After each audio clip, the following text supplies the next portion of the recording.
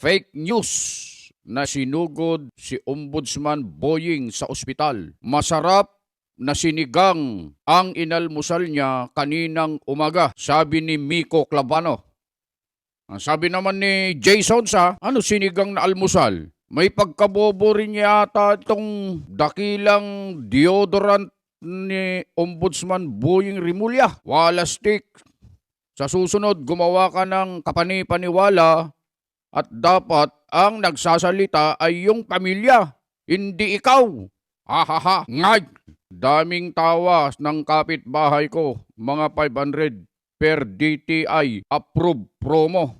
PS, Atomy Boying mag-press con ka nga kahit nakahiga ka para authentic naman ang datingan sir, sabi ni Jason sa. Mga kababayan, eto napapabalitang isinugod sa ospital si Ombudsman Boying Rimulya at pinasisinungalingan ito ni Miko Clavano, mga kababayan, at sinabing masarap na sinigang ang inalmusal niya kaninang umaga. Ito naman, binanatan naman po siya ni Jason sa, mga kababayan. Totoo nga bang isinugod si Ombudsman Boying sa ospital? Naku, delikado ito, mga kababayan.